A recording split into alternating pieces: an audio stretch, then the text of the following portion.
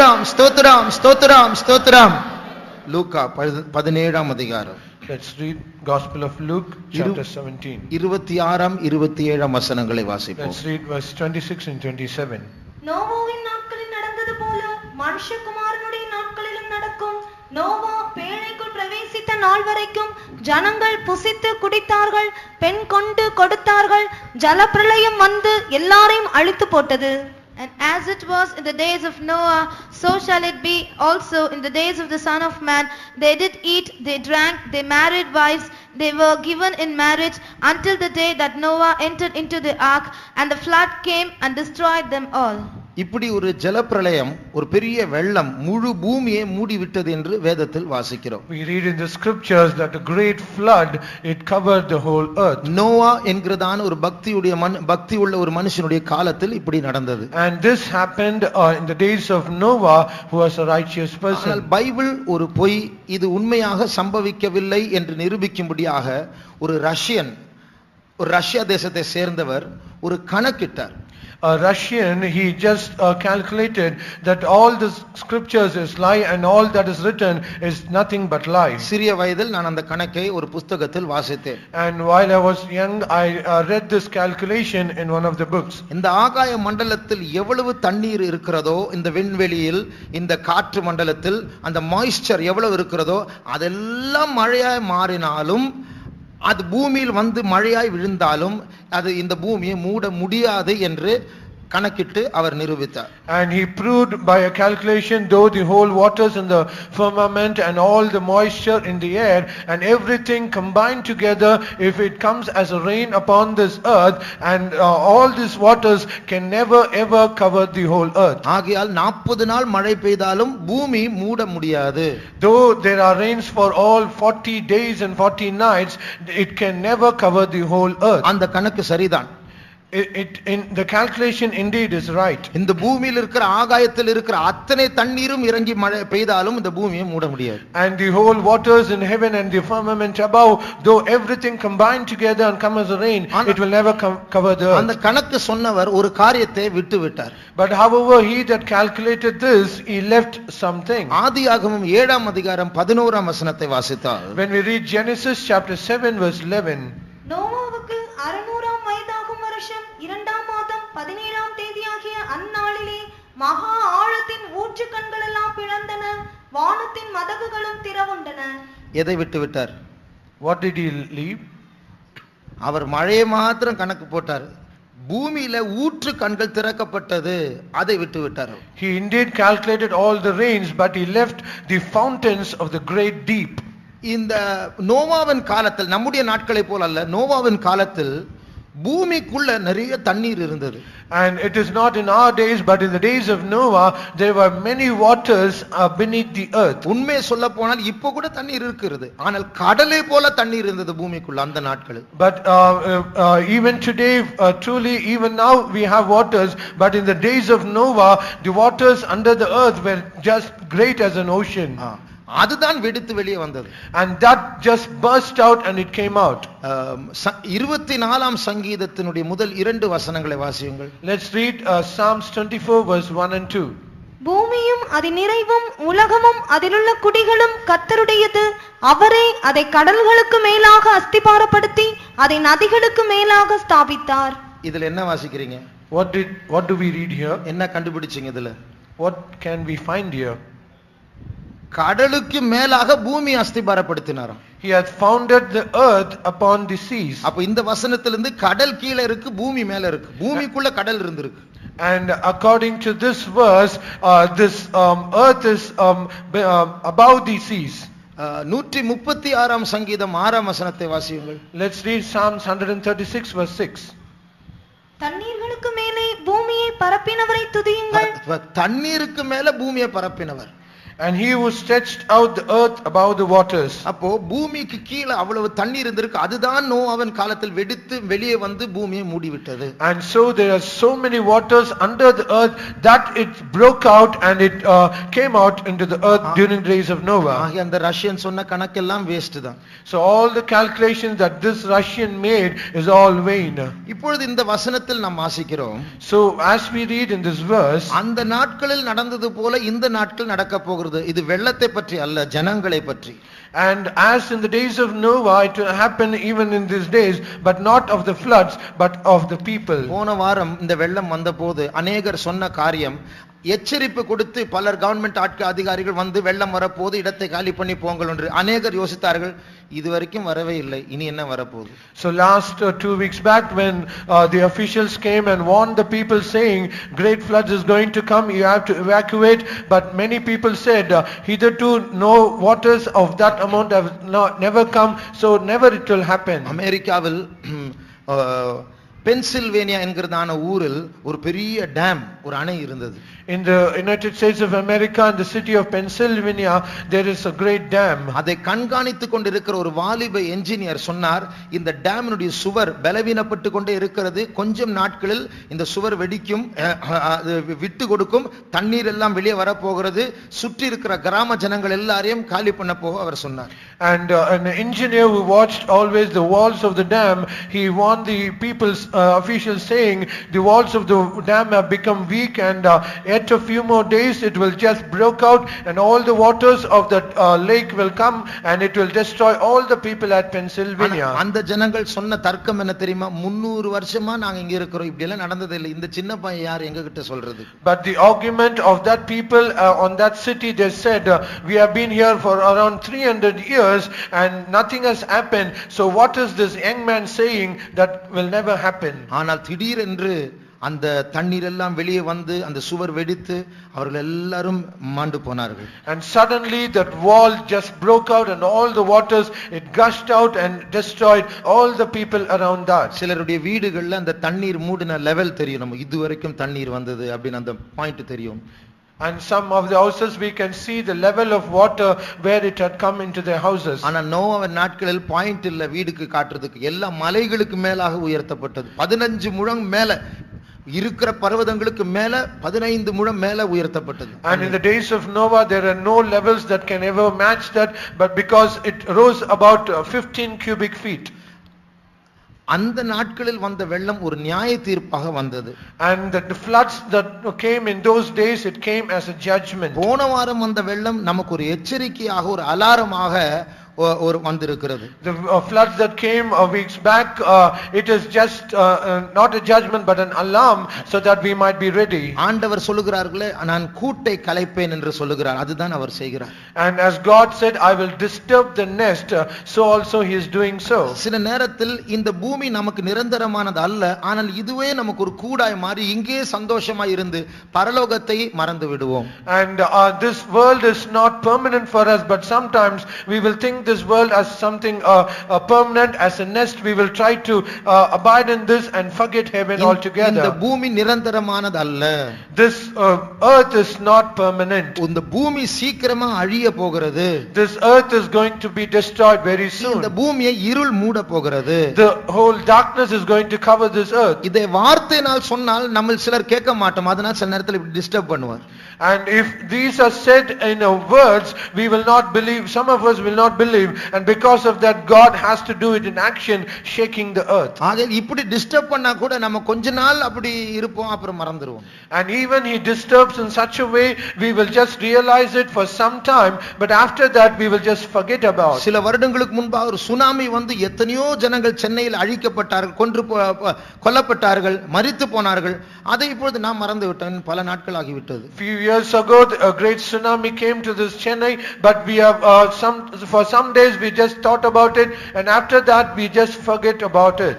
இயேசு இங்க சொல்லுகிறார், நோவாவின் நாட்கள் நடந்தது போல மனுஷகுமாரன் வெளிப்படுகிற நாட்கள், அதாவது நம்முடைய நாட்கள் அப்படியே நடக்கும்.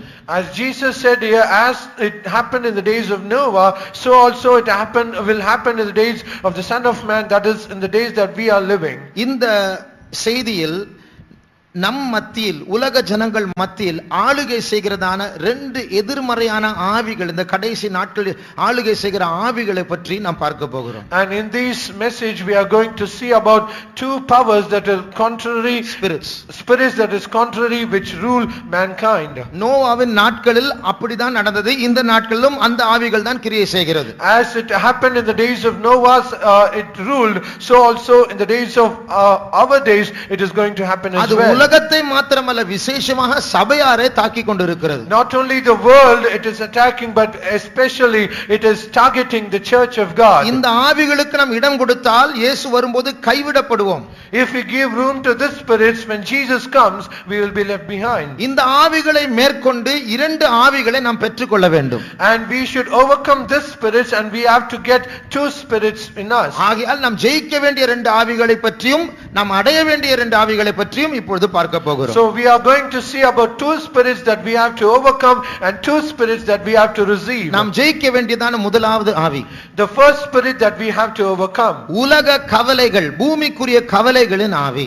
and the first is the spirit of the worries of this world. இது ஏன் ஒரு ஆவி என்று சொல்லுகிறேன் என்றால், இது யாரும் கேட்டு சரி இனிமேல் செய்ய மாட்டேன் என்று சொல்ல முடியாதபடிக்கு அது நம்மை பிடித்துக் கொள்ளுகிறது. Why I say this as a spirit? Because no one can, after hearing this, they will never be able to be deliver themselves, because it will just hold on to them in such a way. இப்போ நோவாவின் காலத்தில் நடந்தது போல மனுஷகுமாரனுடைய நாட்கள் நடக்கும்.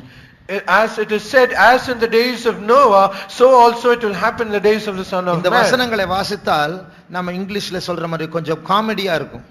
And as we read this verse, as we say in English, it will appear something as a comedy. ஜனங்கள் விபச்சாரம் செய்தார்கள், கெட்ட வார்த்தை பேசினார்கள், கொலை செய்தார்கள், புகைப்பிடித்தார்கள், குடித்தார்கள், இப்படி சொன்னா பரவாயில்லை.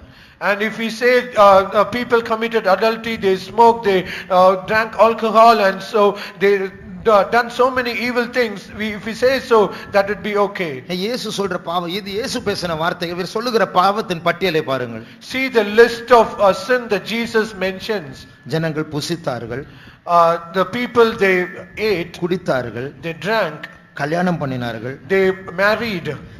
28ஆம் வசனத்துல விற்றார்கள், வாங்கினார்கள், நட்டார்கள், கட்டினார்கள். And 28th verse, they bought, they sold, they planted, they builded. இதெல்லாம் ஒரு பாவமா? These are all sins. இது நோவாவின் காலத்தில் மட்டும்தான் நடந்ததா? Are these happened only in the days of Noah? புசிக்கிறது ஆதாமுடைய காலத்துல புசித்துக் கொண்டு தான் இருக்கிறார்கள். And eating right from the days of Adam, they are doing it. புசிக்காம குடிக்காம கல்யாணம் பண்ணாம வாங்காம விக்காம என்ன பண்றது வேற? So what can we ever do if without eating and drinking, giving in marriage and getting married? இதுல என்ன தவறு? இதை போய் ஒரு பட்டியலா எழுதி கடைசி நாட்கள் இப்படி ஜனங்கள் செய்வார்கள் என்று இயேசு சொல்வதில் என்ன அர்த்தம் இருக்கிறது? What wrong are in this? Then what why is Jesus giving all this list and saying these will happen in the days of the Son of Man? புசிப்பது குடிப்பது கல்யாணம் பண்ணுவது தவறு அல்ல. It is not wrong that eating and drinking and getting married. ஆனால் என்ன தவறு? இந்த கடைசி நாட்களில் உலக ஜனங்கள் அப்படித்தான் செய்வார்கள். அவர்களை பற்றி ஒன்றுமில்லை.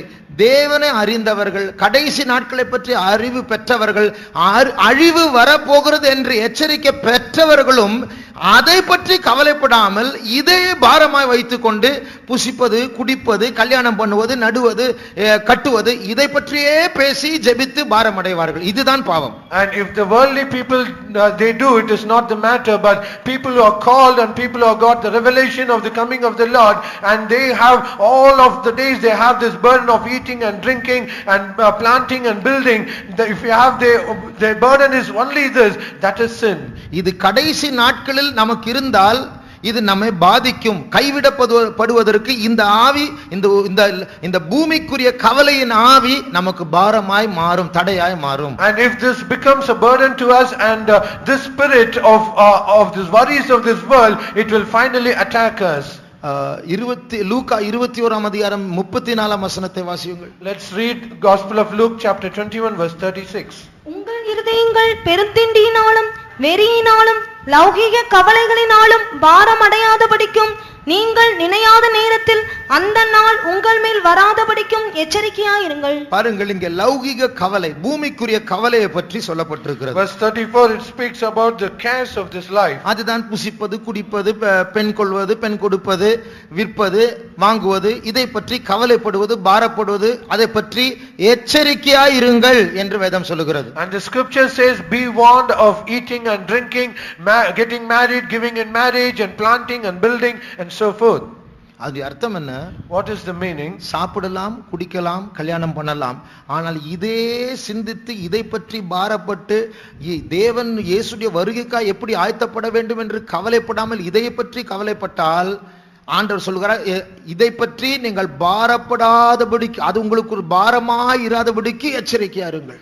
And we can eat and drink and get married and give in marriage, but if we only think about it rather than thinking of the coming of the Lord, and if we are burdened only about this, then God says, be warned. அப்போ ஆண்டவர் சொல்லுகிறார், அந்த நாள் திருடனை போல அப்படிப்பட்டவருக்கு வரும், தெரியாமல் திடீரென்று வரும். And Jesus says that day will come as a thief when no one is aware of that. திருப்பி வாசியுங்கள் அந்த வசனத்தை. Let's read it once again. உங்கள் இருதயங்கள் பெருந்திண்டினாலும் வெறியினாலும் லௌகிக கவலைகளினாலும் பாரமடையாதபடிக்கும். பாரமடையாதபடிக்கு, அது தவறல்ல, அதை பற்றி பாரப்படுவது தவறு. And that thing is not a sin, but being overcharged or being burdened about that is sin. பாரமடையாதபடிக்கும், நீங்கள் நினையாத நேரத்தில் அந்த நாள் உங்கள் மேல் வராதபடிக்கும் எச்சரிக்கையா இருங்கள். And that day comes upon you unawares, be warned. அப்ப தேவனுடைய பிள்ளைகள் இதை பற்றியே நினைத்து கொண்டிருந்தால், இதை பற்றியே பாரப்பட்டு ஜெபித்து கொண்டிருந்தால், நீங்க அது ஸ்பிரிச்சுவல் என்ற ஒரு லேபிள் உடையதா இருக்கிறான், ஜெபத்தில் தானே வைக்கிறேன், ஆனால் இந்த நாளிலிருந்து இந்த கவலைகள் நம்மை திருடி விடும். And if you think about only of this thing and pray about it, though it has a spiritual label, but this will become a warning to you, and one day it will just steal you. இங்கே ஒரு வார்த்தை சொல்லப்பட்டிருக்கிறது. Here a word is being said. பெருந்திண்டியினால் பாரப்படாதபடிக்கு எச்சரிக்கையா இருங்கள். Take heed so that you not be overcharged and surfeiting. அதனால பெருந்திண்டி. What is that surfeiting? அதிகமாய் சாப்பிடுவதை பற்றி சொல்லப்பட்டிருக்கிறது. It is said about eating more.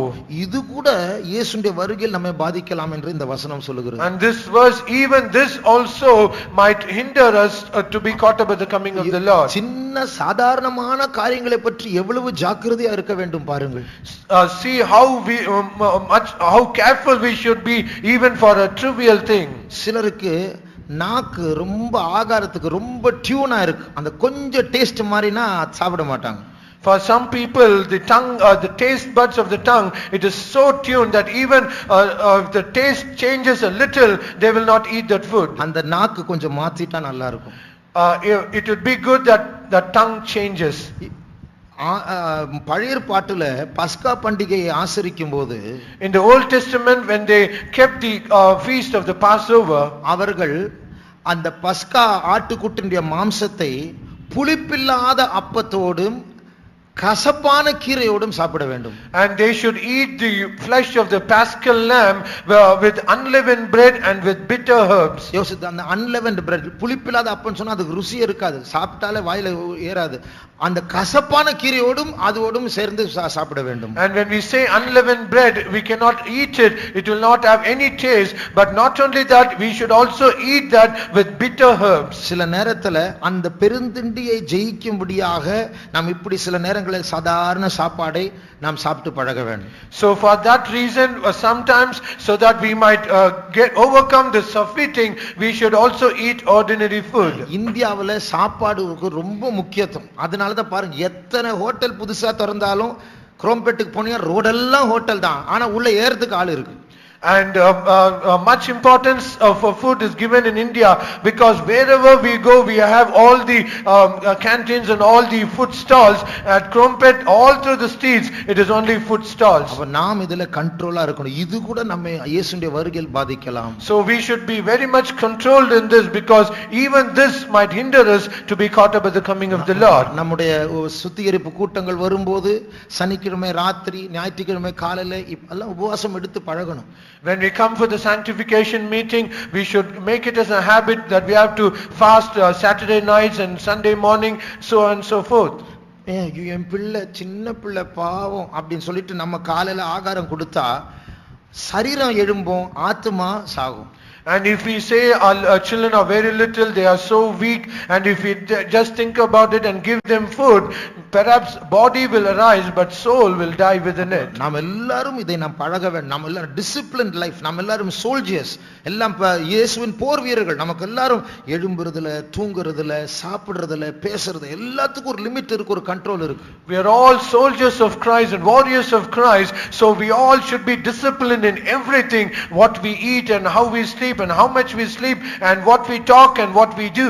அப்போ இந்த பூமிக்குரிய கவலைகள் நம்மை மேற்கொள்ளாதபடிக்கு நாம் எச்சரிக்கையா இருக்க வேண்டும். So we should be careful so that the cares of this life should not overcome us. இது ஒரு ஆவி. ஏன் தெரியுமா சொல்லுகிறேன்? இந்த பிரசங்கத்தை கேட்டு மீட்டிங் முடிச்சிட்டு வெளியே போனோம்னா இதுதான் நம்முடைய பேச்சா மாறும். அதான் ஆவி. This is the spirit. I say because even after the sermon is over, when we get to our home, all these things will come to us. எல்லாம் முடிச்சிட்டு இங்க ஜெபிக்க வருவாங்க பாருங்க. இயேசுவின் வருகை காய்த்தப்படணும், ஸ்பிரிச்சுவலா மாறணும், இதெல்லாம் பாயிண்ட் இருக்காது. வேற எல்லாம் பூமிக்குரிய பாயிண்ட் தான் இருக்கும். அதான் ஆவி. And after everything is over, when they come for prayer here, they will not have any mind to be caught up with the coming of the Lord and all the spiritual things, but they will be thinking different and asking different. ஒரு புதிய ஆத்துமா வரும்போது அவங்க இப்படி கேட்டா பரவாயில்லை, அதுல அர்த்தம் இருக்கு. If a new soul comes here and asks such things, then there is some meaning and reason for it, that is okay. ஆனால் நமக்கு ஒரு மேலானவைகளை நாடுகிற சிந்தை இல்லாமல் பூமிக்குரிய பாரங்களினால் மூடப்பட்டால் நிச்சயமா அது நம்மை பாதிக்கும். But if we do not have a mind to think the things of above, and if we one day think about the earthly things, then that is, we are covered by darkness. இங்கிலீஷ்ல ஒரு பாட்டு உண்டு. There is a song in English. This world is not my home, I am just a passing through. இந்த உலகம் என்னுடைய வீடு அல்ல, சும்மா அதை கிராஸ் பண்ணிட்டு போறேன், அவ்வளவுதான். This world is not my home, I am just passing through. அப்போ இது ஒரு பஸ் ஸ்டாப் மாதிரி. இது சும்மா கொஞ்ச நேரம் இருக்க போறோம், அதுக்கப்புறம் போக போறோம். இங்கேயே நம்ம எல்லாம் கவனத்தை வைத்தால் முட்டாள்களா மாறுவோம். This is just like a bus stop. We are just going to remain for some time, and afterward we are going to go there. We should not just be engulfed with all these things and remain here. இரண்டாவது, Secondly, பரியாசத்தின் ஆவி, the spirit of mockery. இயேசு சொன்னார், கடைசி நாட்கள் பரியாசக்காரர்கள் எழும்புவார்களாம். Jesus said in the last days scoffers will arise. அது என்ன பரியாசக்காரர்கள்? What kind of scoffers? இயேசுனுடைய வருகையோடு சம்பந்தப்பட்ட பரியாசம். And they are the scoffers that is pertaining to the coming of the Lord இவங்க Jesus. வெளி ஜனங்கள் அல்ல, நம்மத்தில் இருக்கிற ஜனங்கள் தான். They are not the people outside, they are people among us. 2 பேதுரு 3ஆம் அதிகாரம் 2 Peter chapter 3. 3ஆம் 4ஆம் வசனங்களை வாசியும். Let's read verse 3 and 4. முதலாவது நீங்கள் அறிய வேண்டியது என்னவெனில், கடைசி நாட்களில் பரியாசக்காரர் வந்து தங்கள் சுய இச்சைகளின்படியே நடந்து அவர் வருவார் என்று சொல்லுகிற வாக்குத்தத்தம் எங்கே? பாருங்க, இவங்க இயேசுடைய வருகை ஒரு வாக்குத்தத்தம் என்று அறிந்தவர்கள். These are the people who understood the coming of the Lord as a promise. அவங்களுக்கு பைபிள்லாம் கொஞ்சம் தெரியும். So they know the Bible to some extent. அவர்கள் தான் கேட்கிறார்கள், அந்த வாக்குத்தத்தம் எங்கே? And those are the people who are asking, where is the promise of his coming? தொடர்ந்து வாசியுங்கள். பிதாக்கள் நித்திரை அடைந்த பின்பு, பிதாக்களுடைய நித்திரை பற்றி அவங்களுக்கு தெரியும். They understood the death of the saints, forefathers. சகலமும் சிருஷ்டிப்பின் தோற்றம் முதல் இருந்த விதமாய் இருக்கிறதே என்று சொல்லுவார்கள். இவர்கள் சிருஷ்டிப்பை நம்புகிறவர்கள். They are the people who believe in creation. எல்லாம் அப்படிதானே இருக்கிறது. சும்மா வருகை வருகை வருகை எப்போல இருந்து பேசிட்டே இருக்கிறாங்க. Everything remaineth as it is. Then why are these people just always talking of the coming of the Lord and coming of the Lord? இப்படிப்பட்டவர்கள் தான் பரியாசக்காரர்கள். வெளியே சொன்னா கூட அந்த மனசு அப்படிதான் சொல்லிட்டு இருக்கும். Such people are called scoffers, though they do not say outside, but inward they are thinking like that. மறுபடியும் அந்த ஆரம்ப வசனத்துக்கு வரும். லூக்கா 17ஆம் அதிகாரம் 27ஆம் வசனத்தை வாசியுங்கள். Let's come back to the key verse, Luke chapter 17 verse 27. Noah பேழைக்குள் பிரவேசித்த நாள் வரைக்கும், நோவா பேழைக்குள், அதாவது அந்த பேழைக்குள் பிரவேசித்த நாள் வரைக்கும் ஜனங்கள் புசித்து குடித்தார்கள், பெண் கொண்டு கொடுத்தார்கள். பாருங்க, இந்த நோவா நீதியே பிரசங்கம் பண்ணினவர் என்று பைபிள்ல இருக்கு. And the scripture says Noah, he preached righteousness. அதனுடைய அர்த்தம் அந்த பேழையை கட்டி கொண்டிருக்கும் போதே அங்க வருகிற ஜனங்க என்னப்பா கட்டிட்டு இருக்கிற அப்படின்னு கேட்கும்போது இவர் அந்த நீதியை சொல்லுவார். ஒரு வெள்ளம் வரப்போகுது, நீங்க நீதியா நடக்கணும், நான் வந்து தேவனை பயந்து நீதியா நடக்கிறேன், தப்பு செய்யல, நீங்களும் செய்யாம இருங்க, இந்த பேழை உங்களுக்காக தான் அப்படின்னு செய்யும் போது இவங்க கிண்டல் பண்ணுவாங்க. As he was building the ark and people who come to him and asking why are you building this ark, he would preach the righteousness, saying there's a great flood is going to come, so I am living a righteous life and I'm not sinning, so you are also supposed to be like that, and this ark is being built for you. When he said so, these people did not listen, but rather they mocked at him. இன்னைக்கு வெள்ளம் வரப்போகுது என்று வைத்துக் கொள்வோம். Let us- நோவாவின் வெள்ளம். Let us consider today, as the floods came in the days of Noah, so it is going to come today. காலையில் நோவா அந்த பேழைக்குள் பிரவேசிக்கிறார். And in the morning Noah entered into the ark. அதுவரைக்கும் அன்னைக்கு கூட கல்யாணம் நடந்திருக்கு, அதான் பைபிள் இருக்கு. அன்னைக்கு கூட கல்யாணம் நடந்திருக்கு. அன்னைக்கு எல்லாம் அழிய போறா, புருஷன் மனைவி எல்லாம் அந்த வெட்டிங்கோட அவங்க எல்லாம் வாரி விட்டு போகுது வெள்ளம்.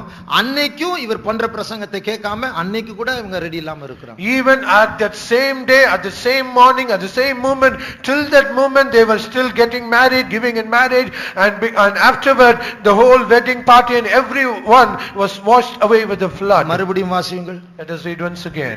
நோவா பேழைக்குள் பிரவேசித்த நாள் வரைக்கும் ஜனங்கள் புசித்து குடித்தார்கள், பெண் கொண்டு கொடுத்தார்கள், ஜலப்பிரளயம் வந்து எல்லாரையும் அழித்து போட்டது. பாருங்கள், அப்போ எல்லாரையும் அந்த கல்யாணம் நடக்கும் போது எல்லாரையும் அழித்து போட்டது. And as the wedding is going on, everyone was washed. புசிக்கும் போதே எல்லாரையும் அழித்து போட்டது. As they were eating, everyone was swept. அப்போ பைபிள் இத வந்து willing ignorance, மனதார அறியாமல் இருக்கிற. அதனுடைய அர்த்தம், தயவு செய்து இந்த பிரசங்கம் எல்லாம் கேட்காதீங்க, எனக்கு பயம் வருது, கேட்காதீங்க, பிரசங்கம் பண்ணாதீங்க. And this is called as willing ignorance. They say, please do not preach this because I'm getting afraid when you say so. ஒரு சிங்கம் வருது உங்களை பட்சிக்க முடியாது. A lion is coming against you to consume you. அப்ப கண்ணை மூடிட்டா சிங்கம் காணாம போயிடும். And if we close our eyes, is it that a lion will disappear? அதுதான் தீர்வா? Is it the solution? அப்ப இப்படிப்பட்ட பிரசங்கங்கள் கேட்கும்போது பயம் வருது, அதனால பிரசங்கம் பண்ணாதீங்கன்னு சொல்றது அதான் சொல்யூஷனா? So when such things are going to happen, and if we preach and if we say do not preach like this because I'm getting afraid, is that the solution? அமெரிக்காவில் சிகாகோ சிட்டியில் பட்டணத்தில் ஒரு பெரிய விளம்பர பலகையில் ஒரே வார்த்தை பெரிய கொட்டை எழுத்தில் எழுதினாரு, வைத்தார்கள், இட்டர்னிட்டி, நித்தியம். And in the city of Chicago in the United States of America, there was a great advertisement board, and in that board the words are written in capital letters saying eternity. ஒரே வார்த்தை தான். Only one word. Public அதை protest பண்ண ஆரம்பித்தார்கள், அந்த வார்த்தை வேண்டாம், அதை எங்களை டிஸ்டர்ப் பண்ணதை எடுத்துருங்க, அழித்து போடுங்கள். But the public people, they protested saying remove that board because that one word, it just disturbs us. Board மாத்துறதுனால இட்டர்னிட்டி மாறுமா, நித்தியம் மாறுமா? If having changed the board, can eternity change? ஒரு சகோதரன் ஒரு முறை சொன்னார். One brother said once, இந்த தேஜ் பிரதர் பண்ற பிரசங்கம் எனக்கு பிடிக்கல, எப்ப பார்த்தாலும் பயப்படுத்திட்டே இருக்கிறேன், சபைக்கே வரது பிடிக்கல. I don't like the preaching of brother Teju because whenever he preaches it just threatens the people and he gives warning and so forth and everything, and I'm getting afraid of that. எதுக்கு ஆண்டவர் alarm அடிக்கும் போது கூட alarm அடிக்கிறது தான் எங்களுடைய வேலை. And the reason is, as when God gives the alarm, we are also supposed to join along with him, and we have to sound the alarm. அப்போ அந்த பிடிக்கல வேண்டாம், நல்ல வேற எத்தனை டாபிக் இருக்கு அது பேசலாம் என்று சொல்வது அது நாம் அல்ல, நமக்குள்ள ஒரு ஆவி பேசுது, அதான் பரியாசத்தின் ஆவி. அந்த இச்சை இருக்கு, அதை நிறைவேற்றணும். And if we say that I don't like, there are so many topics that he can preach about, if we say so, then there is a spirit of lust that is within us trying to fulfill all the lust. இதை பற்றி தான் Bible சொல்லுகிறது, பாரமான யாவற்றையும் அகற்றி லக்கை நோக்கி ஓடுங்கள். And concerning this, the scripture says you have to set aside all the burdensome things, and we have to press toward the goal. அப்போ இந்த பாரம் நமக்குள் இருக்கிற ஒரு இச்சையாய் மாறி அது தேவனுடைய இயேசு வரும்பொழுது அன்றைக்கு அழுவோம், அது வரைக்கும் அது நம்மை பிடுங்கி அது ஒரு பாரமாய் ஒரு வெயிட்டாக ஓடாதபடிக்கு தடை செய்யும். And this lust will become a burden and it will just dry out, and it will hold on to us very tightly so that we might be left behind when Jesus comes. இந்த ஆவிகளை ஒரு தூசியை போல உதறி விட்டு வேகமாய் ஓட வேண்டும். So we should just shake off the spirit like a dust and we should run very rapidly. நாம் விட வேண்டிய இந்த ரெண்டு ஆவிகள் உலக பூமிக்குரிய கவலைகளின் ஆவி, அடுத்தது பரியாசத்தின் ஆவி. So the two spirits that we have to forsake is the spirit of mockery or the scoffers and the spirit of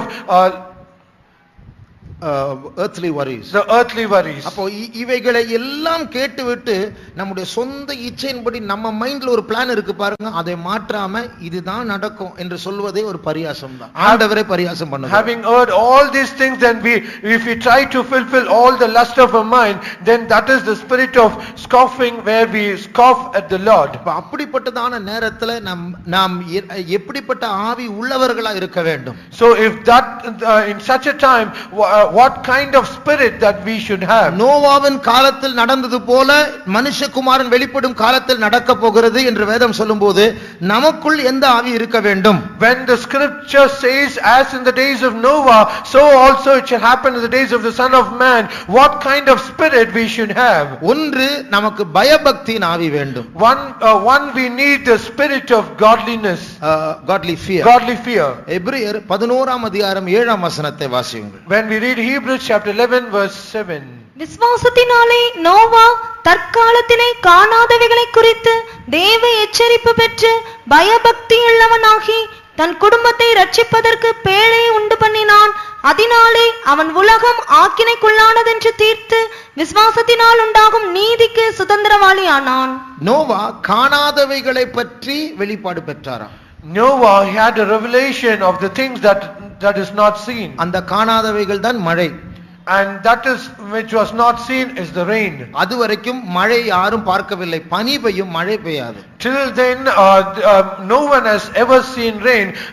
The dew will fall upon the earth but not the rain. ஆகையால் தேவன் நோவாவை பார்த்து மழை பெய்ய போகிறது என்று நான் இதுவரைக்கும் பார்க்கலையே, அது எப்படி நடக்கும் என்று கேள்வி கேட்காமல் பயபக்தியோடு ஒரு பேழையை உண்டு பண்ணினார். And Noah, when God said to Noah, there shall be rain, Noah did not ask God saying, I have not seen the rain, how will it come, I do not know about it. He did not so, but he was moved with godly fear, and with that fear he built the ark. இப்போ ஒண்ணும் இல்லை, இப்போ உங்க மத்தியில ரட்சிக்கப்படாதவர்கள் மத்தியில வேலை செய்கிற இடத்துல இயேசு மறுபடியும் வரப்போகிறாரு, நான் மறைஞ்சு போறேன், அவரோடு கூட மேலே போறேன், இப்படி சொன்னா என்ன பண்ணுவாங்க? அவங்க ரியாக்ஷன் எப்படி இருக்கும்?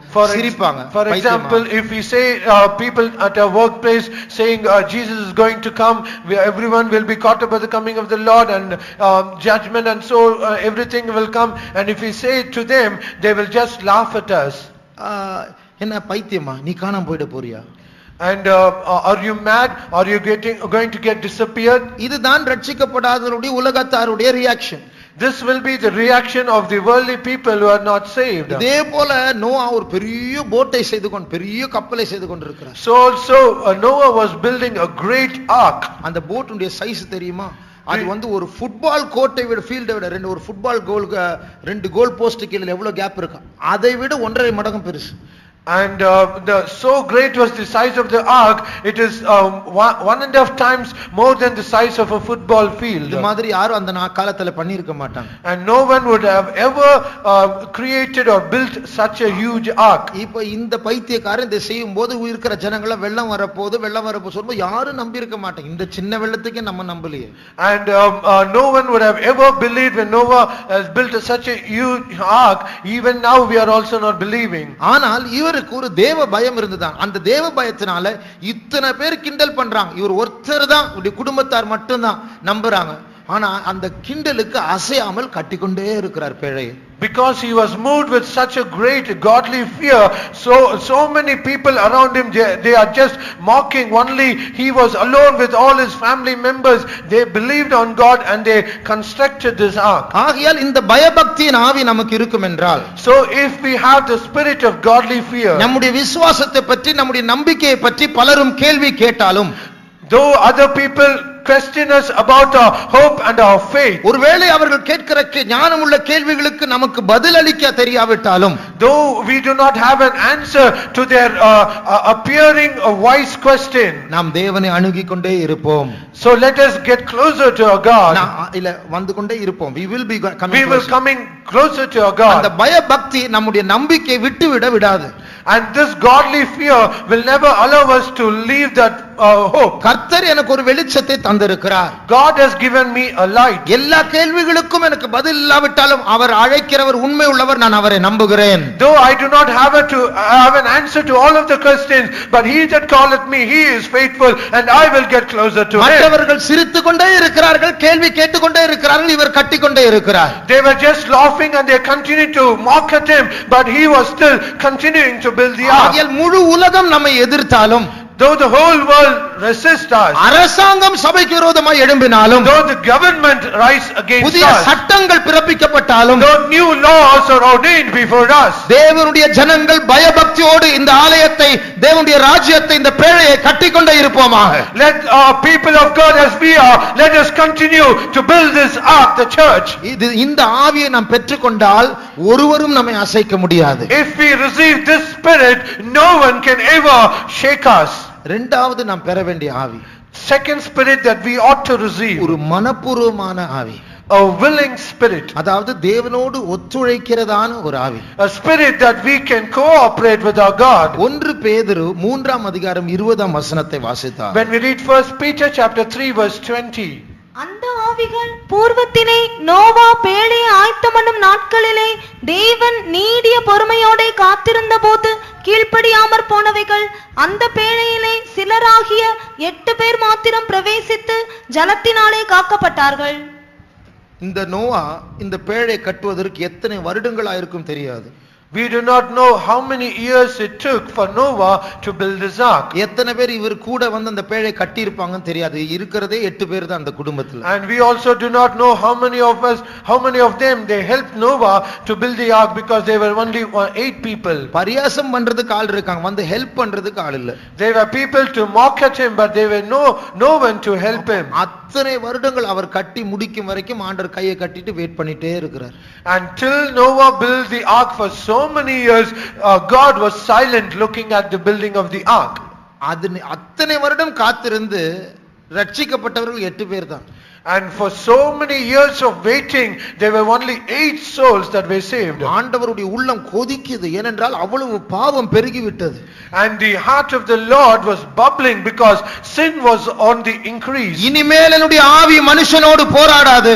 No more my spirit will strive with man. நோவாவே நீ வா, Noah come, ஒரு பேழை நீ கட்டு, build up an ark. அதனுடைய அளவை நான் உனக்கு சொல்லுகிறேன். I will give the measurement thereof. இந்த மரத்தை கொண்டு நீ செய். And you have to build this with this kind of wood. கீழ் பூசி அதனுடைய கேப் எல்லாம் மூடி விடு. You have to pitch it with pitch. அதை சொல்லிக் கொண்டிருக்கும் போதே பாவம் நடந்துட்டே இருக்கு. And as he was saying, sin is continuing. அந்த பாவத்தை பொறுத்து கொண்டு இந்த பேழை கட்டி முடிக்கும் வரைக்கும் ஆண்டவர் பொறுமையாய் காத்து கொண்டு, அதான் நீடிய பொறுமை என்று வாசிக்கிறேன். And he was just enduring all that sin, and he was just waiting for the ark to be built. That is what we called it as long suffering. அந்த கட்டி கொண்டிருக்கும் போதே நோவா நீதியை பிரசங்கம் பண்ணினான் என்று வேதத்தில் வாசிக்கிறோம். And also in the scriptures we read, as he was building up the ark, he was preaching righteousness. அந்த பிரசங்கத்தோடு கூட கர்த்தருடைய ஆவியானவர் பாவம் செய்கிற மனுஷர்களோடு போராடி கொண்டிருந்தார். And along with that preaching, the spirit of the Lord was struggling with the people who are sinning. கர்த்தருடைய ஆவியானவர் ஒரு மனுஷனை நடத்துவதற்கும் ஒரு மனுஷனோடு போராடுவதற்கும் வித்தியாசம் இருக்கிறது. There is a difference of the spirit of God who is striving with man and who is leading man. ஒரு மனுஷனை கர்த்தருடைய ஆவியானவர் நடத்துவார் என்றால் பிரச்சனை இல்லை. போராடுகிறார் என்றால் இந்த மனுஷனுக்குள்ள அந்த ஆவியானவரை எதிர்க்கிற சில காரியங்கள் உண்டு. ஆகையால் தான் ஆவியானவர் போராடுகிறார். If the spirit of God leads a man, there is no problem. But if the spirit of God strives with man, then there is something, the sin in that man which is resisting the spirit of God. மத்தேயு 24ஆம் அதிகாரத்தில் In the Gospel of Matthew chapter 24, ஒரு மனுஷனை பார்க்கிறோம். we read about a person. இது இயேசுவின் வருகை தாமதமாய் இருக்குது என்று சொல்லி கூட இருக்கிறவங்களை அடிக்க ஆரம்பித்தாராம். And he was just smiting all the people around him because the coming of the Lord is delaying. ஆனால் ஏன் தாமதம் பண்றார்? Why is he delaying? அந்த மனுஷன் திருந்தலன்னு தாமதம் பண்றார், அந்த மனுஷனும் பேழைக்குள்ள ஏறணும் தாமதம் பண்றார், அந்த மனுஷன் என்ன யோசிக்கிறார், ஆண்டவர் தாமதம் பண்றாரு, இன்னும் கொஞ்சம் விளையாடுறாரு அவர். And God delays so that that person has to be corrected and saved, and he should come into the ark. But that person, he is on the contrary, he is just smiting the other people, saying, why is he delaying? 48 49 வசனங்களை வாசி. Let's read 48 and 49th verse.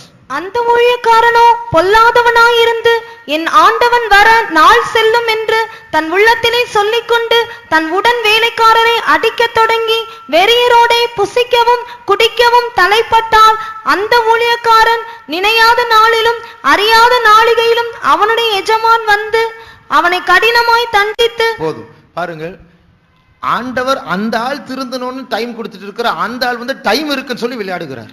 And God gives some time to that person to be saved, but he rather he was just becoming more evil. கடைசி நாட்கள் பரியாசக்காரர்கள் அவருடைய வருகையின் வாக்குத்தத்தம் எங்கே என்று எழும்புவார்கள் என்று நாம் வசனத்தில் வாசித்தோம். We read in the verse, in the last days many scoffers will rise saying, where is the promise of his coming? அதே அதிகாரம் சொல்லுகிறது, ஆண்டவர் ஏன் தாமதம் பண்ணுகிறார் என்றால் எல்லாரும் ரட்சிக்கப்பட வேண்டும், அதற்காக தான் நீடிய பொறுமை உள்ளவராய் காத்து கொண்டிருக்கிறார். And the same chapter says in this other verse saying, so that all might be saved, God is long suffering and waiting for them.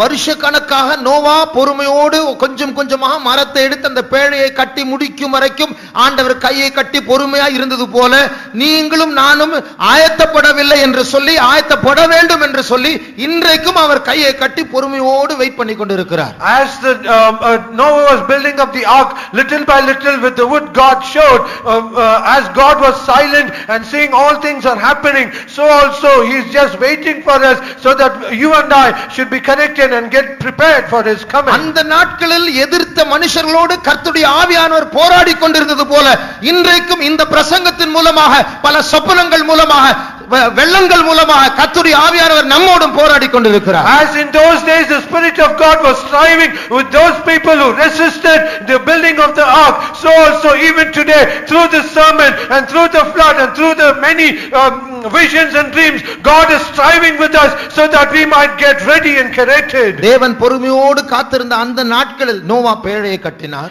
And as God was waiting patiently, Noah was building the ark. மற்றவர்கள் புசித்து குடித்து பெண் கொடுத்து கட்டி அவர்கள் விற்று வாங்கி இப்படி ரொம்ப பிஸியா இருந்தார்கள். And others they ate and drank and they married and given marriage and they planted and they sold and bought and they builded. நாம் என்ன செய்ய போறோம்? What are we going to நாம் do? என்ன செய்து கொண்டிருக்கிறோம்? What are we doing? ஆண்டவர் கையை கட்டி வெயிட் பண்ணிட்டே இருக்கிறார். And God is just folding his hands and is waiting on us. ஒரு பக்கம் பொறுமையோடு இருக்கிற, மறுபக்கம் நம்மோடு போராடி கொண்டே இருக்கிற, ஆயத்தப்படுங்கள். At one hand he is just waiting patiently for us, and other hand he is striving with us saying, prepare yourself. அப்போ இப்படிப்பட்ட நேரத்துல நோவாவுக்கு இருந்தது அந்த மனப்பூர்வமான அந்த ஆவியை பொறுமையோடு அந்த பயத்தோடு பயபக்தியோடு வருஷக்கணக்காக இதே காரியத்தை பிஸி அந்த பேழையை கட்டி கொண்டே இருக்கிறார். வெள்ளம் வரப்போகுது. And in such a time as Noah had that willing spirit with so patiently he is building the same ark again and again for so many years. நோவாவும் கல்யாணம் பண்ண மனுஷனுடைய பிள்ளைகளுக்கும் கல்யாணம் நடந்தது. ஆனால் அத்தனை பேருடைய பாரம் பேழையை கட்ட வேண்டும். And even Noah was married and his sons were married, but the burden of all those 8 souls is to build the ark. நோவாவும் குடும்பத்தாரும் புசித்திருப்பார்கள், குடித்திருப்பார்கள், ஆனால் அதன் மத்தியில் பாரம் அது அல்ல, பாரம் பேழையை கட்ட வேண்டும். Even Noah and his family, they were also ate and drank, but their burden was not on that only, but their burden was all about the ark. ஆகையால் பயபக்தியின் ஆவியை கர்த்தர் நமக்கு தருவாராக. So let God give the spirit of godly fear. இரண்டாவது, இந்த நாட்களில் நம்மோடு போராடுகிற கர்த்தருடைய ஆவியானவரோடு ஒத்துழைக்கிற மனப்பூர்வமான ஆவியை தருவாராக. Secondly, let God give the spirit of willing spirit so that we might cooperate with the spirit of God. 2015 ஆண்டில் எத்தனையோ காரியங்கள் சம்பவிக்கும் என்று நினைத்தோம், சம்பவிக்கவில்லை. ஆகையால் அதிகமாய் சந்தோஷப்பட வேண்டாம். இனி காலம் உண்டு என்று நம்முடைய இச்சை நமக்கு தவறாய் போதிக்க வேண்டாம். We expected so many things to happen in the year 2015, seen, but many things are not happened, and because of that, let us not be happy that we have yet few more days, but soon everything is going to come. வருகிறவர் வருவார், நம்முடைய காலத்தில் தான் வருவார். He that will come, he will come and will not tarry. He will come in our days. பயபக்தியோடு அவரோடு ஒத்துழைக்கிறவர்கள் பாக்கியவான்கள். And all those who cooperate with him with godly fear, they are blessed. படிக்கிறவர்கள் படிக்கலாம். They that study, let them study. புசிக்கிறவர்கள் புசிக்கலாம். They that eat, let them eat. வேலைக்கு போகிறவர்கள் வேலைக்கு போகலாம். They that go to work, let them go to ஆனால் work. நம்முடைய மனதில் அந்த ஆகாரமும் அந்த கல்யாணமும் அந்த சம்பாத்தியமும் இருக்க கூடாது. But in our mind that food, that money that we earn, and that burden should never be in our heart. இந்த இடத்தில் நமக்கு நிரந்தரமான வாசஸ்தலம் இல்லை. Here in this place we do not have any permanent things. சீக்கிரமா இந்த உலகத்தை விட்டு கடந்து போக போகிறோம். Soon we are going to pass away from this earth. ஒரு நம்முடைய பாஸ்டர் டான் அவர்கள் சொன்னார், we are sitting on a powder keg, ஒரு வெடிக்க போகிற குண்டின் மேல் உட்கார்ந்து கொண்டிருக்கிறோம். And pastor beloved pastor Don Space, he said, we are sitting on a bomb that is soon to explode. இந்த பாம் வெடிக்க போது அதுல வீடு கட்டிட்டு இருக்கிறோம். And this bomb is going to explode, but however we are just building house upon it. கட்டுறது தப்புல, வெடிக்க போது என்ற அறிவோடு கட்டுங்கள். Building is not wrong, but we should have a knowledge that it is soon going to explode. நம்முடைய இத்தனை பாடுகள், இத்தனை கூட்டங்களுக்கு வருது, இல்ல மைக்கெல்லாம் செட் பண்ணி பணம் செலவு பண்ணி மீட்டிங் நடத்துறது எல்லாமே ஒரே செகண்டுக்கு தான். ஒரு நொடி, அந்த நொடியில இயேசுவின் வருகைக்குள் எக்காலம் துணிக்கும்.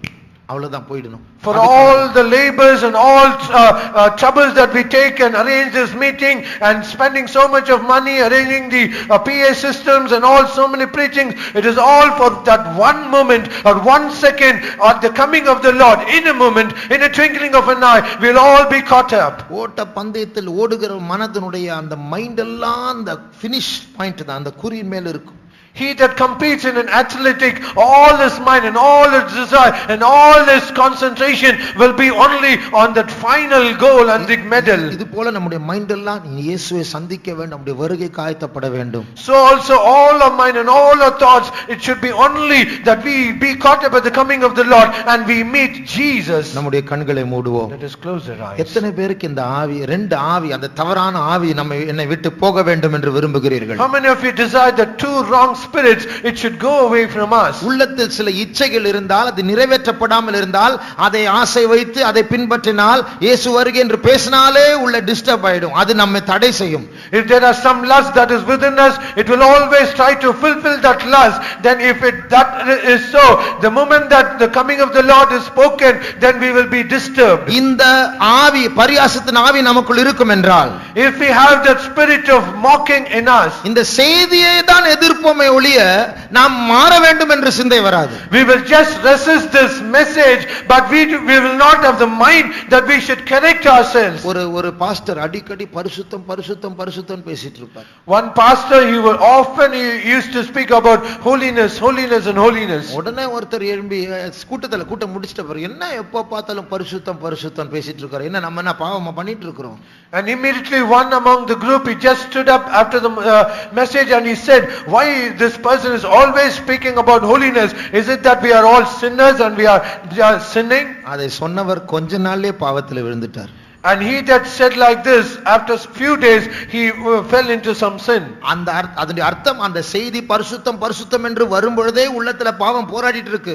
தன்னை தாழ்த்தாம இந்த பாவம் அந்த செய்தியை எதிர்க்க ஆரம்பித்தது. The meaning is, as the holiness was being spoken, there is some sin that is within him. It is always striving with that holiness, rather than giving heed to that message, it just resisted and it came against that message. இங்கிலீஷ்ல ஒரு செய்தி, ஒரு சொல் உண்டு, if you don't like the message, attack the messenger. செய்தி பிடிக்கலையா, செய்தி கொடுத்தவரை தாக்கு. English, there is a saying, if you do not like the message, attack the messenger. இந்த நேரத்தில் தாழ்த்துகிறவர்கள் ஞானம் உள்ளவர்கள். They that humble themselves in these times, they are wise. ஆண்டவரே அந்த பயபக்தியின் ஆவி எனக்கு தாரும் என்று ஜெபிக்கிறவர்கள் ஞானம் உள்ளவர்கள். They are wise who pray to the Lord saying, "Oh Lord, give me that spirit of godly fear." பலன் இருந்தால் முழங்கால் படியிடுவோம். If we have strength, please be on your knees. 2 நிமிடம் நாம் ஜெபிக்க போகிறோம். We are going to pray for 2 minutes. ஒன்று அந்த பயபக்தியின் ஆவியை கர்த்தர் தர வேண்டும். One, God should give the spirit of godly fear. இரண்டாவது உங்களோடு என்னோடு போராடுகிற அந்த கர்த்தருடைய ஆவியானவரோடு ஒத்துழைக்கிறதான அந்த மனப்பூர்வமாய் பேழையை கட்டுகிறதான அந்த ஆவியை கர்த்தர் தர வேண்டும். Secondly, God should give the spirit of the willing spirit so that we might cooperate with the spirit of God which strives with us to build that ark. இந்த உலகத்தில் இனிமேல் செட்டில் ஆகுவதற்கு காலம் இல்லை. There is no more time for us to be settled in this earth. பறந்து போக முடியாத ஆயத்தப்படுவோமாக. Let us prepare ourselves to fly. ஆண்டவர் நம்மை வெளிநாட்டு கொண்டு போலாம், பக்கத்து ஊருக்கு கொண்டு போலாம், வேலை தரலாம். நான் இதில் சிக்கிக் கொள்ள கூடாது. Perhaps God might take us to abroad, to other cities around us, but we should never be entangled in others. அடிப்படையான நம்முடைய தேவைகளுக்குள்ள சில சிக்கல்கள் மறைந்திருக்கும். அதில் தேவைகள் தேவைதான், ஆனால் சிக்கலில் மாட்டிக்கொள்ள கூடாது. Even in our basic needs, there are some snares that we have to be entangled, but we should never be entangled in that. எத்தனை பேருக்கு அந்த பயபக்தியின் ஆவி வேண்டும்? How many of you need that godly spirit of godly fear? ஆவியானவர் உங்களோடு ஒத்துழைக்கும், உங்களோடு இடைப்படும் பொழுது ஒத்துழைக்கிறதான ஆவி எத்தனை பேருக்கு வேண்டும்? How many of you need that spirit of a willing spirit when the spirit of God strives with you and you should cooperate with him? அப்படிப்பட்ட ஒரு கரங்களை உயர்த்துவோமாக. Such people, lift up your hands. உங்கள் எல்லாருக்கும் நான் சுருக்கமா ஒரு ஜெபம் செய்ய போகிறேன். On behalf of all of you, I like to make a short prayer. அந்த ஜெபம் முடியும் போது ஒரு அபிஷேகம் இறங்க போகிறது. At the end of the prayer, an anointing is going to descend upon us. பரியாசத்தின் ஆவியை துரத்துகிற அபிஷேகம். An anointing that drives away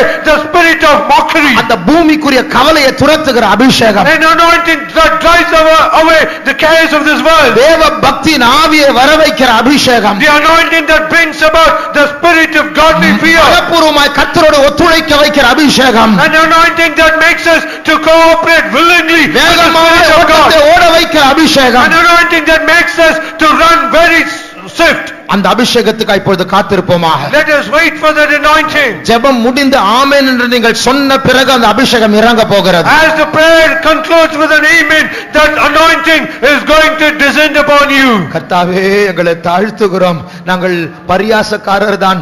எத்தனையோ இச்சைகளை வைத்து உம்முடைய வருகை மறக்க அந்த தீங்கு நாள் வரப்போகிற உபத்திரவ காலத்தை தள்ளிவிட நாங்கள் முயற்சி செய்கிறோம். இப்பொழுது எல்லாவற்றையும் நாங்கள் விட்டு ஆண்டவரே, அந்த பரியாசம் வேண்டாம், அந்த உலக கவலைகள் வேண்டாம், எங்களுக்கு நீர் போதும் ஆண்டவரே. நீர் தருகிற அந்த பயபக்தியின் ஆவியை கொண்டு, நீர் தருகிறதான அந்த மனப்பூர்வத்தின் ஆவியை கொண்டு நாங்கள் உம்மோடு ஒத்துழைக்க இதோ நாங்கள் எல்லாரும் எங்களுடைய கரங்களை உயர்த்தி எங்களுடைய ஆவி ஆத்தும சரீரத்தை உம்முடைய கரத்தில் வைக்கிறோம் ஆண்டவரே. அதற்கேற்ற அபிஷேகத்தை இப்பொழுது கிருபையாய் எங்களுக்கு தாரும் ஆண்டவரே. இயேசுவின் நாமத்தில் வேண்டிக் கொள்கிறோம் பிதாவே.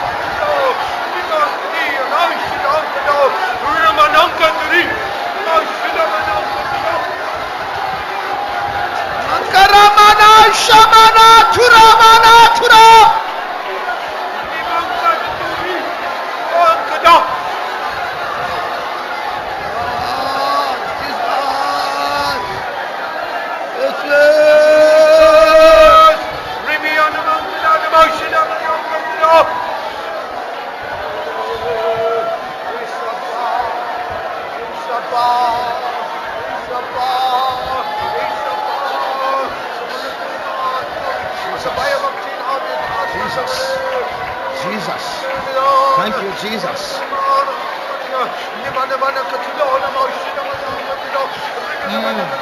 Rabarasatiran maratuna netra basantana yakurma sila nimaratura.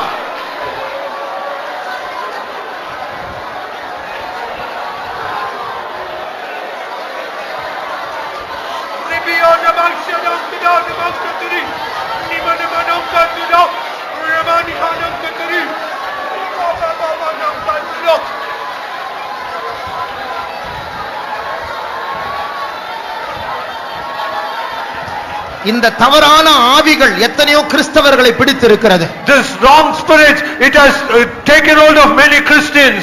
எத்தனையோ பாஸ்டர்மாரை பிடித்திருக்கிறது. It has also clung on to many pastors. இயேசுவின் வருகை அவர்கள் மறந்து விட்டு இருக்கிறார்கள். They have forgotten the coming of Jesus. கர்த்தருடைய ஆவியானவர் இந்த இடத்தில் அசைவாடிக் கொண்டிருக்கிறார். The spirit of the Lord is moving here. அவருடைய வெளிச்சம் உங்களுடைய மனதில் இருதயத்தில் அது வீசிக் கொண்டிருக்கிறது. His light is shining upon your hearts and mind. வெளிச்சம் உண்டாக கடவுளே என்று கட்டளையிட்ட கர்த்தர் நம்மத்தில் அசைவாடிக் He கொண்டிருக்கிறார். has commanded, let there be light. He is moving in our midst. அதை சொன்னபோது When he said so, ஜலத்தில் இருந்த அந்த பூமி வெளியே வந்தது. and from the waters this earth came out. இப்பொழுது கர்த்தர் நம்முடைய அபிஷேகம் நம்மை ஜனங்கள் மத்தியிலிருந்து வெளியே கொண்டு வர போகிறது. And now the anointing of the Lord, it is going to bring us out of the waters. தேவனுடைய பிள்ளையே, நீ வேற ஒரு காரியத்திற்கு அழைக்கப்பட்டிருக்கிறாய். Dear child of God, you are called for a different thing. நீ பறக்கும்படி அழைக்கப்பட்டிருக்கிறாய். You are called to fly. நீ பறக்கும்படி அபிஷேகம் பண்ணப்பட்டிருக்கிறாய். You have been anointed to fly. நீ பறக்கும்படி உன் கண் திறக்கப்பட்டிருக்கிறது. You have been commanded to fly. நீ பறக்கும்படி இப்பொழுது அபிஷேகம் வந்து கொண்டிருக்கிறது. You are going to get the anointing so that you might fly. Oh, Ramashmana. Thank you, Jesus. Thank you, Jesus. Dabaka Shamakaramania today. Thank you, Lord. Thank you, Jesus. Thank you, Jesus. Thank you, Jesus. Thank you, Jesus. Thank you, Jesus. Jesus. Please, Appa. Please, Appa. Yes, Appa. பலப்படுத்தும், ஆயத்தப்படுத்தும் ஆண்டவரே. அபிஷேகம் பண்ணும் ஆண்டவரே. Thank you, Jesus. Praise, praise. Thank you, Jesus. நேசர் நீர் வரும் வேளை நெருங்கிடுதே, பாதம் முத்தம் செய்து காத்திருப்பேனே. நேசர் நீர் வரும் வேளை நெருங்கிடுதே, பாதம் முத்தம் செய்து காத்திருப்பேனே. பரிசுத்தரே, உம்மை போல் மாற்றியே சேர்த்துக் கொள்ளும் உம்மோடு என்னையே. பரிசுத்தரே, உம்மை போல் மாற்றியே சேர்த்துக் கொள்ளும் உம்மோடு என்னையே. பரிசுத்தரே, உம்மை போல் மாற்றியே சேர்த்துக் கொள்ளும் உம்மோடு என்னையே. பரிசுத்தரே, உம்மை போல் மாற்றியே சேர்த்துக் கொள்ளும் உம்மோடு என்னையே. உம்மை போல் மாற்றியே சேர்த்துக் கொள்ளும் உம்மோடு என்னையே.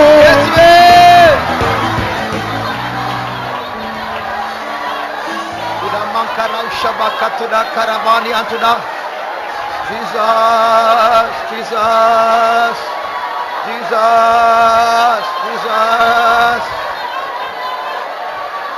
Yes, we.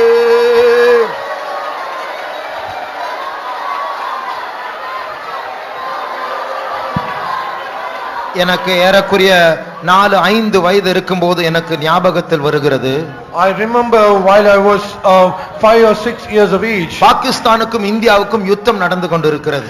There was a war between India and Pakistan. அடிக்கடி போலீஸ் ஸ்டேஷனில் சைரன் ஊதுவார்கள்.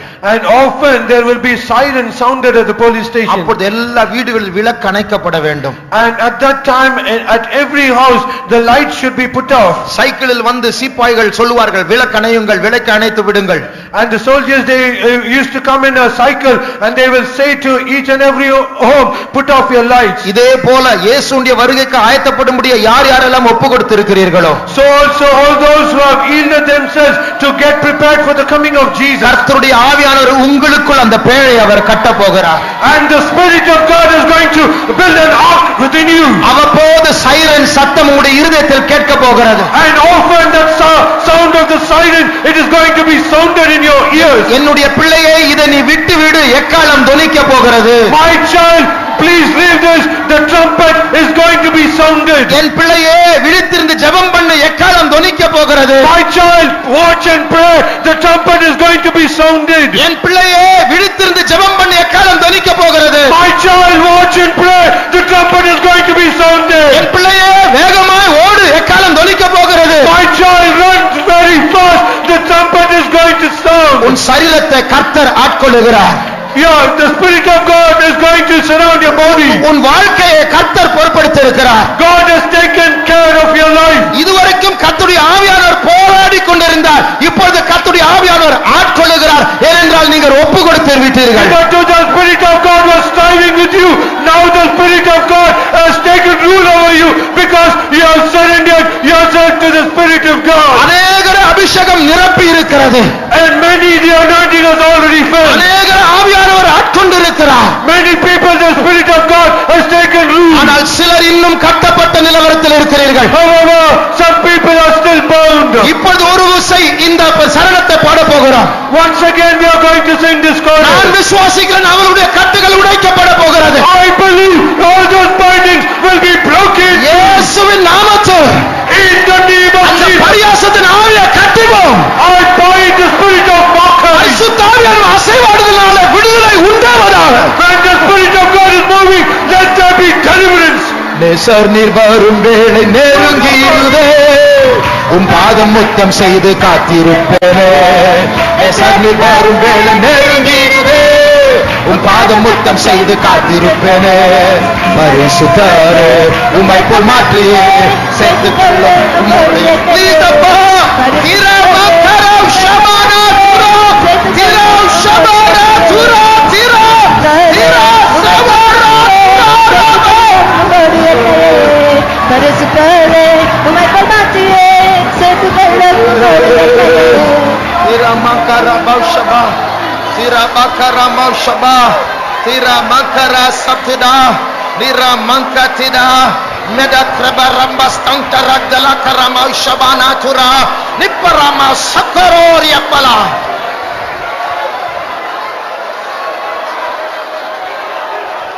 இதோ கடைசி நாட்களில் Behold, in these last days, மாம்சமான யாவர் மேலும் என் ஆவியை ஊற்றுவேன். I will pour my spirit upon all flesh. என் ஊழியக்காரர்கள் மேல் நான் என் ஆவியை ஊற்றுவேன். Upon all my servants, I will pour out my N spirit. வாலிபர்கள் மேல் என் ஆவியை ஊற்றுவேன். Upon all young people, I will pour out my spirit. வயோதிபர் மேல் என் ஆவியை ஊற்றுவேன். Upon all old people, I will pour out my spirit. தரிசனங்களை காண்பார்கள். They shall see visions. அவர்கள் தீர்க்க தரிசனம் சொல்லுவார்கள். They shall prophesy. அவர்கள் சொப்பனங்கள் காண்பார்கள். They shall see dreams. பயங்கரமான நாள் வருவதற்கு முன்பாக என் ஆவியை ஊற்றுவேன் என்று கர்த்தர் சொல்லுகிறார். Before the terrible days come, I will pour out my spirit, says the Lord.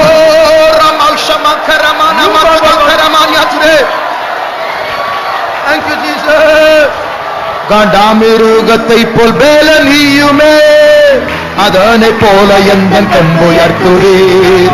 காண்டாமிருகத்தை போல் பேலனியுமே அதனை போல எந்தன் கொம்புயர்த்துவீர். புதைய நேயால் அதை செய்யும் சத்துருக்கள் வெட்கம் அடைந்திட புதிய நேயால் அந்த பரியாசத்தின் ஆவி வெட்கமடையட்டும். அந்த உலக கவலின் ஆவி வெட்கமடையட்டும். அதனை போல எங்கள் கொண்டு எத்துவீர். காண்டாமிருகத்தை போல் பேலனியுமே அதனை போல எந்த கொம்புயர்த்துவீர். புதிய நேயால் அபிஷேகியும் புதிய நேயால் அபிஷேகியும் சத்துருக்கள் புதிய நேயால் அபிஷேகியும் சத்துருக்கள் வெட்கமடைந்திட. Thank you, Jesus.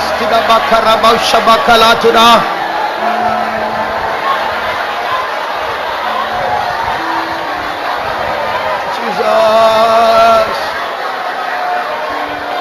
Yes, Stotram, yes, Stotram.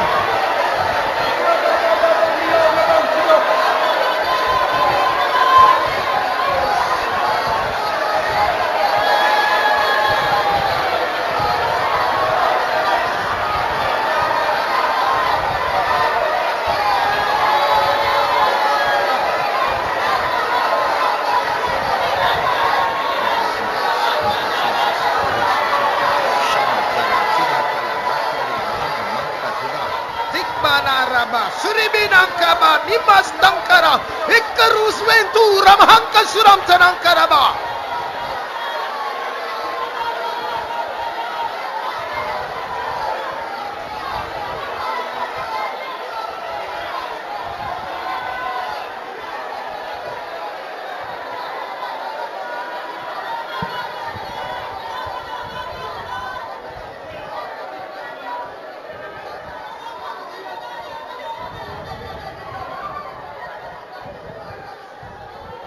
இன்னும் கொஞ்சம் காலம்தான். Yet few more days. நம்முடைய ராஜாதி ராஜா வர போகிறார். Our King of Kings is going to come. இந்த பூமியை விட்டு நாம் போக போகிறோம். We are going to go away from this world. இந்த பூமியின் ஆட்சியானது பொல்லாதவருடைய கையில், அநியாயம் செய்கிறவருடைய கையில் ஒப்படைக்கப்பட போகிறது. The ruling of this world, it is going to be handed over to evil spirits. உங்களுடைய நிலம், உங்களுடைய சொத்து, உங்களுடைய வீடு, உங்களுடைய பணம், உங்களுடைய பேங்க் அக்கவுண்ட் எல்லாம் பறிக்கப்படும். Your possessions, your land, your money, your bank account, everything will be taken away from you. யாருக்கு வேண்டும் அதெல்லாம்? Whoever needs that, யாரோ எடுத்துட்டு போகட்டும். let others take that. கர்த்தர் நமக்கு பரலோகத்தில் அழியாத சொத்தை வைத்திருக்கிறார். God has kept possession that cannot be destroyed. இங்கே நான் நிர்வாணமாய் வந்தேன், நிர்வாணமாய் போக போகிறேன். Naked came I and naked shall I go. என்னுடைய குடியிருப்போ பரலோகத்தில் இருக்கிறது. My habitation is in heaven. நான் மேலானவைகளையே நாடுகிறவன். I am a person who seeks the things above. கர்த்தர் இந்த தரிசனத்தை தந்திருக்கிறபடியால் கர்த்தரை ஸ்தோத்திரிப்போம். ஸ்தோத்திரம், ஸ்தோத்திரம், ஸ்தோத்திரம், ஸ்தோத்திரம், ஸ்தோத்திரம், ஸ்தோத்திரம், ஸ்தோத்திரம், ஸ்தோத்திரம், ஸ்தோத்திரம், ஸ்தோத்திரம். இந்த கூட்டத்தை கர்த்தர் ஆசீர்வதித்தார், அதற்காக ஸ்தோத்திரிப்போம். ஸ்தோத்திரம், ஸ்தோத்திரம், ஸ்தோத்திரம், ஸ்தோத்திரம். இந்த ஆராதனை கர்த்தர் நமக்கு ஒரு விருந்து சாலையாய் மாற்றி இருக்கிறார், அதற்காக ஸ்தோத்திரிப்போம். ஸ்தோத்திரம், ஸ்தோத்திரம், ஸ்தோத்திரம். கர்த்தர் தந்த வார்த்தைக்காக, ஆலோசனைக்காக, அபிஷேகத்துக்காக ஸ்தோத்திரிப்போம். ஸ்தோத்திரம், ஸ்தோத்திரம், ஸ்தோத்திரம். கர்த்தர் தந்திருக்கிற வரங்களுக்காக கர்த்தரை ஸ்தோத்திரிப்போம். ஸ்தோத்திரம், ஸ்தோத்திரம், ஸ்தோத்திரம். பிற்பகல் நடக்கிற ஊழியங்களை ஆசீர்வதிக்க முடியாது ஸ்தோத்திரிப்போம். ஸ்தோத்திரம், ஸ்தோத்திரம், ஸ்தோத்திரம். எல்லா துதி கன மகிமை கர்த்தருக்கே செலுத்தி கர்த்தரை ஸ்தோத்திரிப்போம். ஸ்தோத்திரம், ஸ்தோத்திரம், ஸ்தோத்திரம். அல்லேலூயா. ஜெபம் பண்ணுவோம். அன்பின் பிதாவே, நல்ல விடைக்காக நன்றியோடு துதிக்கிறோம் சாமி. இந்த பரிசுத்த நாளிலே ஆண்டவரே பரிசுத்த ஜனங்களை கொண்டு வந்தீரே, அதற்காக நன்றியோடு துதிக்கிறோம். நாங்கள் நம்முடைய சம்பத்தா இருக்கிறபடினால் ஆண்டவரே சம்பத்தை சேர்க்கிற நாள் மிகவும் நெருங்கி விட்டது. அப்படினால் ஆண்டவரே, இந்த ஆண்டவரே வருகையின் கடைசி நாட்களில் எங்களுக்கு கொடுக்கப்பட்டதான எச்சரிப்பின் அலார சத்தங்களுக்காக நன்றியோடுமே துதிக்கிறோம் சாமி. இப்படிப்பட்டதான எச்சரிப்பின் சத்தங்களை கேட்டு எங்களுடைய ஜீவி அல்லல் தட்டாதபடி அவற்றை எங்களோட ஆத்துமா ஏற்றுக்கொள்ளாமல் அதை ஆண்டவரே அப்பா மறுதளிக்கிறதாய், அதை வெறுக்கிறதாய், அதை தள்ளிவிடுறதாய் நாங்கள் அல்ல சுவாமி. இந்த நாட்களில் எங்களுக்கு கொடுக்கிறதான இந்த எச்சரிப்பின் அலார சத்தங்களை கேட்டு எங்களுடைய ஜீவியத்தில் மெய்யான ஒரு மனம் திரும்புதல் ஒவ்வொருவருக்குள்ளேயும் உண்டாக கர்த்தர் உதவி செய்ய முடியாய் வேண்டிக்கிறோம். நோவாவின் காலத்தில் நடந்தது போல மனுஷனுக்கும் நாளுக்கு வரும் காலத்திலும் நடக்கும் என்றதான வசனத்தின்படி உண்மையாகவே இந்த நாட்களில் நடந்து வர எல்லா காரியங்களையும் குறித்து நாங்கள் மிகவும் எச்சரிப்புள்ளவர்களாய், ஜாக்கிரை உள்ளவர்களாய், எங்கள் ஆத்துமாவை காத்துக்கொள்வர்களாய் காணப்பட கர்த்தர் கிருபை தரும்படியாக வேண்டிக்கிறோம். 2 விதமான கூட்டத்தாரை குறித்து நீ எங்களோடு பேசினீர், அதற்காக நன்றியோடு துதிக்கிறோம் சாமி.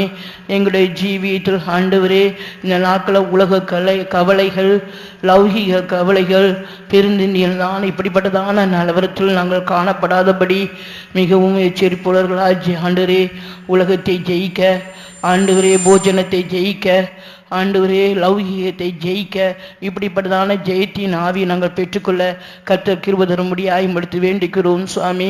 ஆண்டவரே நீர் எங்களே ஆண்டவரே பேசினது போல பரியாசக்காரர்கள் கடைசி நாளத்தில் எழும்புவார்கள் சொன்னது போல சபையிலும் ஆண்டவரே எங்களுக்குள்ளேயும் ஆண்டவரே பரியாசக்காரர் உண்டு. ஆண்டவரே இப்படிப்பட்டதான கூட்டத்தாராய் நாங்கள் காணப்படாதபடி அவற்றிலிருந்து, அந்த ஆவியிலிருந்து நாங்கள் விடுவிக்கப்பட்டு தேவாதி தேவன் என்ன சொல்கிறீரோ, நீர் எங்கள் மேல் என்ன விருப்பம் வைத்திருக்கிறீரோ உம்மோடு கூட சேர்ந்து ஒத்துழைத்து அந்த மனப்பூர்வமான ஒரு ஆவியை தந்து பயபக்தியின் ஆவியையும் கொடுத்து எங்களுடைய ஜீவத்தை கட்டியெழுப்ப இந்த நாட்கள் கிருபை தரும்படியாய் வேண்டிக்கிறோம்.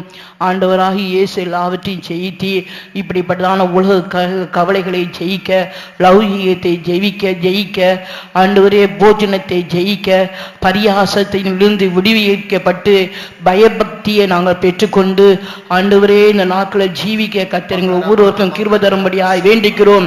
இந்த பயபக்தியின் ஆவியை சிறியோர், பெரியோர், வாலிபர்கள், முதியோர் எல்லாருக்குள்ளே உண்டாகட்டும். ஆண்டவரே பயபக்தியை நாங்கள் ஆண்டவரே ஒரு ஆடையை போல அணிந்து கொள்ள எங்கள் கிருபை தரும்படியாய் வேண்டிக்கிறோம். மனப்பூர்வமாய் இன்று தேவன் எங்களை கொடுத்ததான எச்சரிப்பின் சத்தத்தை தேவனுடைய சத்தம் என்று கேட்டு அதை மனப்பூர்வமாய் ஒத்துழைத்து ஆவிக்குரிய ஜீவித்தில் கட்டியெழுப்ப ஒவ்வொரு ஜனங்கள் கிருபை தரும்படியாய் வேண்டிக்கிறோம். இவ்வாறு ஜெயித்தவர்களுக்காக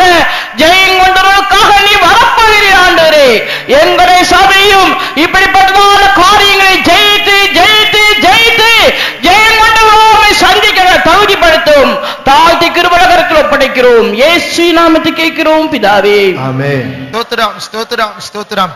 May the grace of our Lord Jesus Christ, the love of God the Father, and the sweet fellowship of the Holy Spirit rest and abide with us now and until Jesus returns in glory. Hallelujah! Hallelujah! Hallelujah!